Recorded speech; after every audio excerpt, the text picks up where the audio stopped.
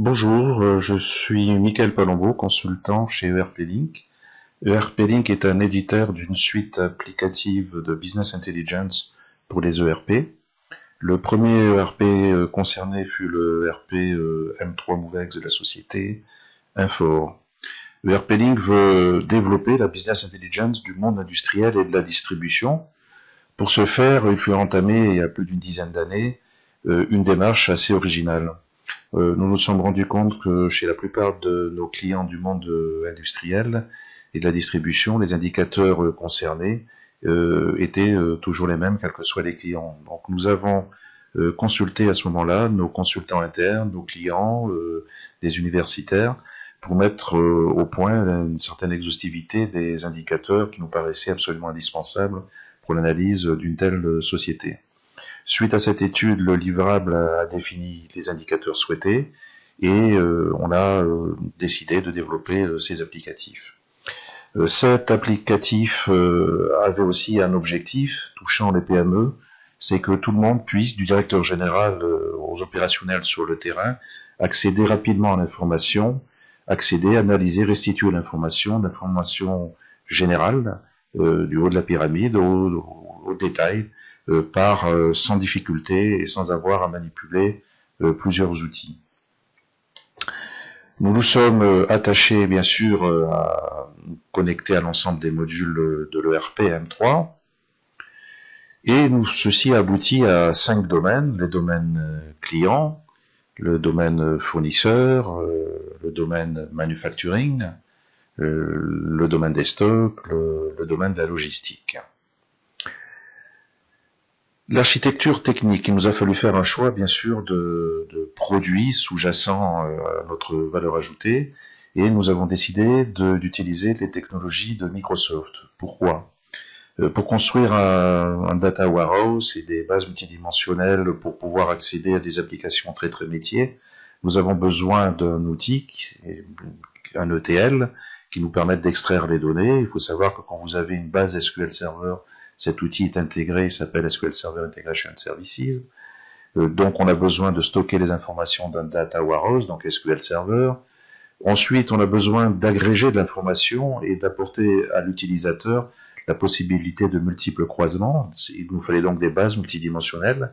Microsoft offre dans SQL Server la possibilité, à travers SQL Server Analysis Services, de construire ces bases multidimensionnelles et bien sûr pouvoir faire des rapports avec l'outil SQL Server Reporting Services et bien entendu donner accès pour toute une suite de dashboards à un ensemble d'outils. Donc nous trouvions chez un seul éditeur, par l'achat d'une simple base de données, qui est de toutes les façons nécessaire à la construction d'un tel projet de Business Intelligence, l'ensemble des outils, ce qui nous facilite en tant qu'éditeur la maintenance et l'évolution, puisque l'ensemble des outils évolue par rapport à une nouvelle version d'un produit.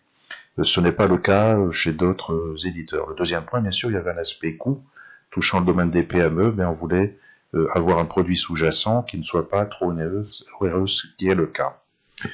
Quelle fut notre valeur ajoutée? Qu'est-ce que nous avons apporté derrière? Bien sûr, ces couches, nous avons créé les connecteurs BI3 connecteurs, créé le Data Warehouse BI3 Data Warehouse, et ensuite les BI3 Analysis Services, les bases multidimensionnelles, ainsi que des applications de BI. Ce sont plus des applications, comme on va le voir dans le futur, que du simple reporting.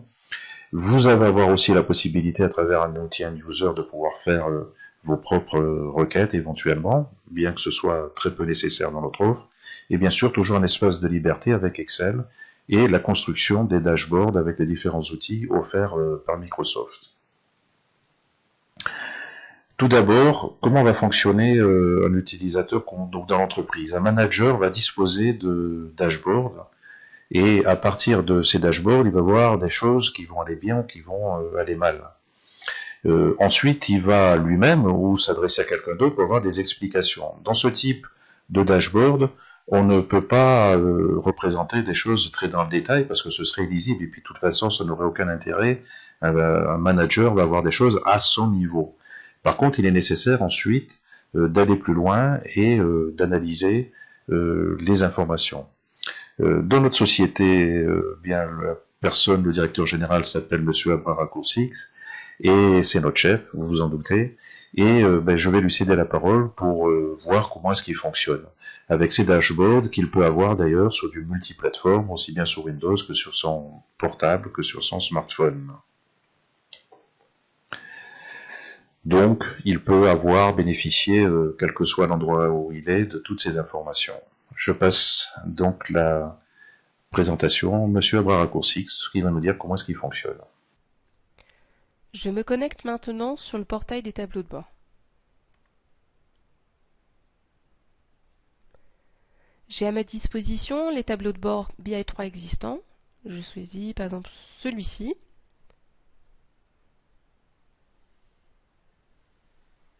Cette macro-analyse sous forme de tableau de bord va me permettre en quelques clics de visualiser les ventes par société, par business unit et aussi de choisir une période. La première partie est un navigateur temporel. Donc cliquer sur une année me permet d'afficher les mois de l'année en question. Je peux affiner ma sélection et les graphiques se changent instantanément. Je peux également utiliser d'autres filtres. Utiliser le filtre société, je sélectionne des mots France. Donc, encore, on voit un rafraîchissement au niveau des graphiques. Je peux également choisir dans les filtres secondaires les business units, exemple BU10, BU20 et BU30. Les graphiques se chargent rapidement. J'aurais pu également faire ces opérations par ma tablette ou mon téléphone mobile. Mais pour une analyse plus détaillée, plus approfondie, je laisse la parole à notre contrôleur de gestion, Astérix. Ensuite, une fois que M. Abrara-Coursix a décidé que telle ou telle chose ne lui convenait pas, il va demander peut-être d'aller plus loin et dans le détail. Les dashboards ne sont pas à ce moment-là suffisants. On a besoin d'applications de BI très pointues. Cette application de BI, c'est ce qu'on appelle des BI Apps dans l'offre M3. Comment est constituée une BI Apps? Elle est constituée d'une zone paramétrée, très métier, et une zone de visualisation à ce niveau-là. Donc, je vais vous faire la présentation. Je m'appelle Astérix, tiens, on me surnomme Astérix parce que les gens me croient très astucieux dans l'entreprise. En fait, c'est que je bénéficie d'une offre très intéressante au niveau des outils que l'on m'a donnés. J'arrive au niveau de mon portail BI3 Demo, j'accède à toutes les applications. En l'occurrence, ici, on va parler de commandes, de factures et d'order book. Et je vais accéder à mon application. Nous ne nous attachons pas dans cette présentation au fond, qui est pourtant très important dans notre offre, mais plus à la forme de l'architecture de notre produit. Une BI Apps, vous allez trouver une zone de paramétrage très évoluée qui a été pensée en fonction du métier. Si on gère du stock, on aura autre chose, évidemment. Le deuxième point, j'ai une large possibilité de navigation. Par exemple, ici, j'ai décidé de partir de la division, de ma business unit, et ensuite, par simple clic, je vais pouvoir aller voir ce qui se passe au niveau des usines, des entrepôts, etc. Si je veux un autre type de navigation, par exemple, si je veux aller voir ce qui se passe au niveau country, pays, eh bien, je vais avoir d'autres types de navigation en voyant les clients, etc. Donc, à travers ces choix de ce qu'on appelle des hiérarchies, des multi-possibilités, eh bien, en fait, on représente sur un seul rapport ce qui est souvent représenté par des centaines de rapports chez nos clients, puisque ceux-ci représentent de multiples combinaisons. Je vais pouvoir, supposons ici, rajouter la marge, par exemple, puisque le seul indicateur qui m'est offert ici, c'est le SPL, ce qui veut dire le Sales Price Level, qui est un rapport entre le coût et le prix de vente. Ici, si je rajoute la marge, eh bien, je vais avoir un certain nombre de facilités. Donc on voit que ces rapports ne sont pas figés, il y a un tas de possibilités de navigation, mais également de rajout, par exemple, de champs. Je peux avoir tout ceci en multi-devises, bien sûr avec différentes dates d'analyse. Voilà. Donc ici, il s'agit d'analyser tout ce qui a été facturé ou expédié non facturé, l'order book, pour avoir une vue vraiment globale de notre chiffre d'affaires sur la période. Je vais par exemple analyser ce qui se passe ici, donc je vais descendre au niveau des usines, donc je passe de la business unit France par exemple, et je vais descendre d'un échelon et j'arrive directement au niveau facility. Puis si je clique, je vais directement analyser ce qui se passe au niveau des entrepôts, et ensuite je vais voir ce qui se passe au niveau des produits. Voilà. À tout moment, on peut voir où est-ce qu'on en est dans la navigation, dans ce que nous appelons dans notre jargon un drill down, dans le zoom, et on voit le parcours que l'on a fait. Une chose très importante a été rajoutée dans nos BI Apps, c'est la possibilité, j'allais dire, à tout moment, de pouvoir cliquer sur n'importe quelle cellule pour expliquer un résultat. Donc, si je clique par exemple pour expliquer ce résultat de 5787 €, eh bien, je vais avoir l'explication de ce résultat et en ayant une analyse encore plus fine, puisqu'on va descendre au niveau détail et donc on va récupérer toute l'information. On voit qu'on a beaucoup d'informations ici qui sont nécessaires dans le cadre d'une analyse détaillée, qui ne sont certes pas nécessaires à un niveau plus macro et qui, au contraire, surchargeraient l'information. Donc, par simple zoom successif et par des chemins que j'ai choisis, par navigation par défaut, on l'a vu dès le démarrage, à travers les choix, je vais comme ça descendre la nomenclature produit pour arriver au niveau détaillé. Donc, on voit que la philosophie que l'on a établie tout à l'heure, de dire par simple clic, on va aller de l'analyse la plus haute, par exemple au niveau de la business unit, à la plus détaillée, et bien, c'est quelque chose qui est respecté par les BI Apps. Autre chose aussi, qu'on soit directeur général, à supposer que vous n'ayez pas de dashboard ou que vous n'utilisez pas les dashboards, vous pouvez aussi analyser du plus haut sommet de la pyramide et demander des explications. Chacun va trouver à son étage des informations. Donc les BI Apps, je vous rappelle les caractéristiques, une zone de paramétrage très métier, ensuite une zone de présentation et une zone pour savoir où est-ce qu'on en est dans la navigation. Cet aspect, ceci lié aux différents dashboards, apporte une grosse valeur ajoutée aux clients.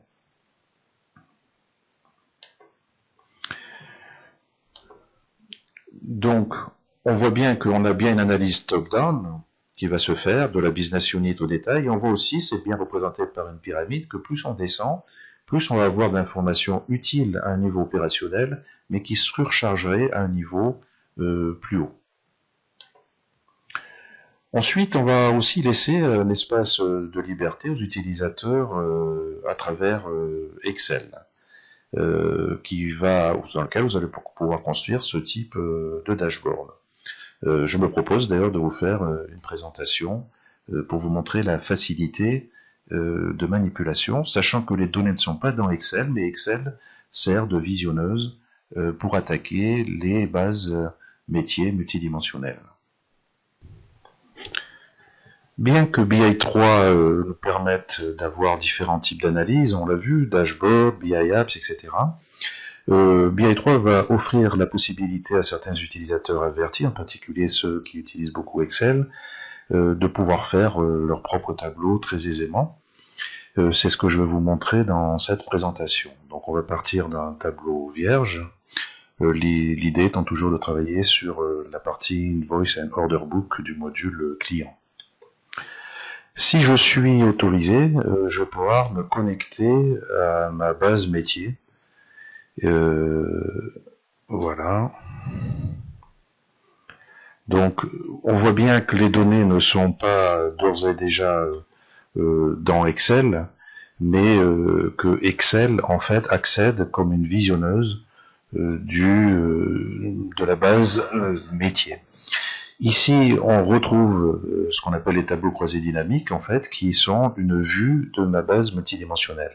Je vais reprendre, comme dans l'exemple de tout à l'heure au niveau des BI Apps, le prix de revient, le prix de vente nette, et comme indicateur, alors on voit que cet indicateur est déjà calculé dans la base multidimensionnelle, ce qui m'évite à chaque fois de le faire dans mon tableau. Et voilà, donc je vais analyser le prix de revient et ce fameux indicateur, le SPL, donc, qui est le rapport entre le prix de revient et le prix de vente. Bien sûr, ce qui m'intéresse, c'est de voir tout ça par article. Donc là, je vois que si j'ai des mèches, je vais pouvoir cliquer et descendre très facilement dans la nomenclature. Ce qui m'intéresse également, c'est de pouvoir voir tout ceci dans le temps. Donc je vais aller chercher la dimension en temps. Voilà, alors on va enlever toutes les années, puisque je n'ai dans ma présentation que certaines années. Je vais mettre par exemple 2013, 2014 et 2015. Voilà. Je vais mettre un affichage qui soit un petit peu plus visible, on va mettre à 75%. Ensuite, eh bien, ce que j'aimerais, c'est faire l'analyse. J'aimerais savoir les ventes d'un commercial, ce qu'il vend comme produit, à quel client, et les produits venant de quelle usine et de quel entrepôt, par exemple. Donc, je vais utiliser pour cela la possibilité d'utiliser des segments. Et je vais avoir une vue par vendeur, pour des groupes de clients, et par pays, par exemple.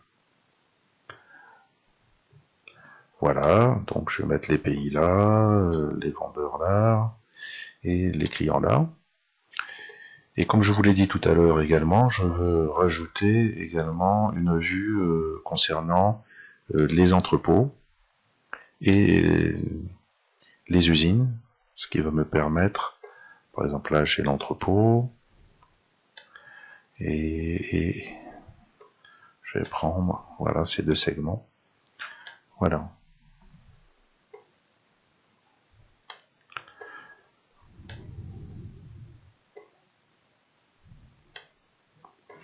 Voilà, et maintenant je voudrais savoir ce que vend par exemple cette personne, je vais cliquer, voilà, et là on voit qu'elle travaille avec tel état, avec tel type de client, avec telle usine et tel entrepôt, et bien sûr je vais pouvoir combiner l'ensemble des possibilités d'analyse de zoom.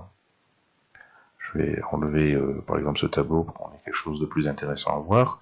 Je vais pouvoir également peut-être faire un zoom sur ce qui se passe au premier semestre, sur le premier trimestre, etc. Donc on voit qu'en simple clic, que quelqu'un qui n'est pas très expert peut accéder à l'ensemble de l'information et constituer des tableaux assez pointus, avec des possibilités bien sûr de mise en forme graphique, hein, comme il est possible de faire dans Excel, de mettre des règles de gestion, etc. Donc voilà, un grand espace de liberté. La grande facilité, c'est que les gens n'ont plus à travailler, à aller chercher la donnée dans l'entrepôt de données, voire même dans le RPM3, mais tout a déjà été pré-packagé et à travers les bases multidimensionnelles qui se traduisent dans Excel par un tableau croisé dynamique. Donc voilà, nous avons vu la présentation d'utilisation d'Excel pour faire des tableaux très sympathiques et assez rapides. Nous avons donc plusieurs possibilités de représenter des dashboards et Excel, pourquoi pas. On a vu tout à l'heure également la présentation de M. Avrakousik dans le BI3 Dashboard. Un autre outil existe chez Microsoft, qui est un outil qu'on manipule un petit peu comme PowerPoint ou Excel, qui s'appelle PowerView, pour lequel vous pouvez disposer aussi sur notre site d'une présentation. En conclusion de cette présentation, nous avons voulu, et j'espère que c'est ce qui retransparaît à travers la présentation, un outil convivial qui permette d'analyser l'information du général au plus détaillé, s'adressant aux PME du monde industriel. Donc il a fallu aussi non seulement faire des bons choix technologiques avec des outils sous-jacents, en l'occurrence on a besoin ici que de la base SQL Server qui est un prix plus abordable que les outils du marché, d'autres outils du marché, et on a choisi également une politique de prix compatible avec les budgets des PME. Donc on a une politique de prix agressive, mais également je tiens à vous souligner que ce qui est important, c'est la rapidité de mise en place des 14 modules. En une vingtaine de jours, on est capable, et même moins chez certains clients, de mettre l'ensemble de ces modules en place avec la récupération de l'ensemble des historiques. Si vous êtes habitué à avoir mis en place, et ce qui est certainement le cas, car vous n'avez pas attendu pour piloter votre entreprise, des projets BI, vous savez que la complexité des différents outils, l'hétérogénéité des outils, l'apprentissage des outils, et puis ensuite la définition progressive de tous ces tableaux de bord, on chiffre plutôt en plusieurs mois, voire années, la production de l'ensemble de ce que vous offre BI3. Voilà, j'espère que cette présentation vous a plu. N'hésitez pas à me contacter, vous avez mon adresse email si vous voulez aller plus loin ou vous voulez avoir une présentation plus personnalisée. À bientôt, j'espère.